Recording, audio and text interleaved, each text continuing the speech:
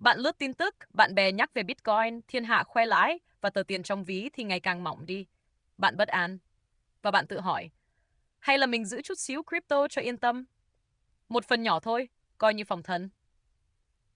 Câu hỏi nghe hết sức an toàn, nhưng có những người mua crypto không phải vì tham. Họ mua vì sợ. Sợ bị tụt hậu, sợ mình là kẻ duy nhất đứng ngoài bến cảng khi con thuyền đã dồ ga. Chào mừng trở lại với The Survival Ledger.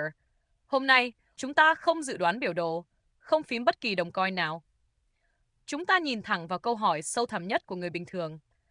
Với một túi tiền mong manh, một phần nhỏ crypto rốt cuộc là hàng rào phòng thủ vững chắc, hay chỉ là cách mua thêm sự lo âu, hoạt động hay bull thăm bẩy? Nếu tìm kiếm lời khuyên tài chính hiện đại, bạn sẽ thường nghe cụm từ 1 tỷ trọng nhỏ, small crypto allocation, 1% tài sản. Logic là gì?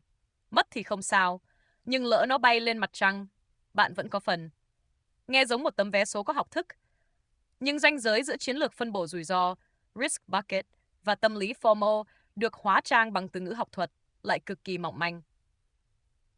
Khác biệt nằm ở chỗ, bạn mua vì hiểu rõ chức năng sinh tồn của nó trong cấu trúc tài sản, hay bạn mua chỉ để dập tắt nỗi hoang mang tạm thời?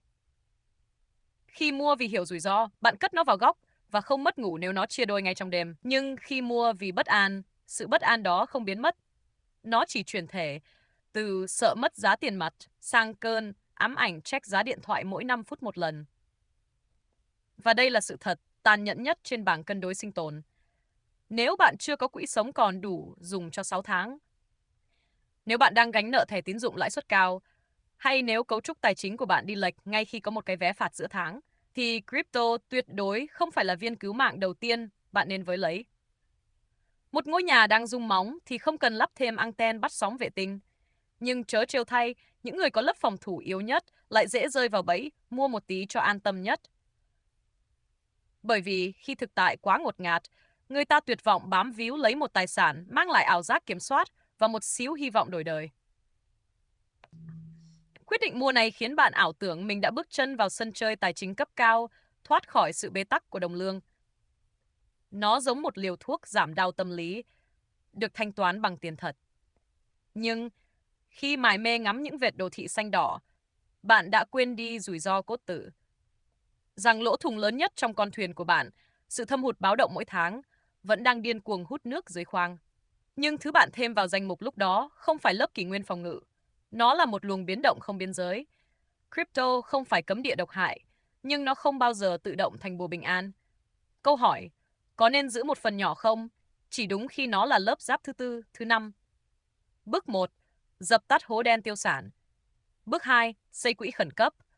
Bước 3. Bảo vệ nguồn thu cốt lõi. Khi nền móng đã cứng, 1 tỷ trọng nhỏ crypto mới làm đúng vai trò cốt tủy. Lúc đó, nó là ván cược bạn có thể lùi lại mỉm cười nếu cháy sạch. Nhưng có một góc khuất tâm lý. Nếu ném $100 vào stablecoin hoặc Bitcoin giúp bạn bớt sợ hãi sự sập đổ của tiền pháp định, thì đó là chi phí học tập. Một mức học phí để chạm vào hệ thống mới. Chỉ cần đừng gọi sự tò mò pha lẫn FOMO đó là đầu tư an toàn. Hãy gọi đúng tên, một mức vé rủi ro để xoa dịu nỗi sợ thời đại. Người bình thường chúng ta không cần một tín ngưỡng tiền tệ mới để bám vào mỗi khi hệ thống rung lắc. Thứ chúng ta cần là cấu trúc phòng thủ rõ nét. Nếu crypto có chỗ đứng trong ví bạn, nó phải đứng đúng vị trí. Cực kỳ nhỏ, có ý thức, chịu được mất mát tuyệt đối và không bao giờ được phép ăn lẹm vào quỹ sinh tồn. Nếu hợp gu mổ xẻ rủi ro kiểu này thì subscribe cho The Survival Ledger nha. Free mà.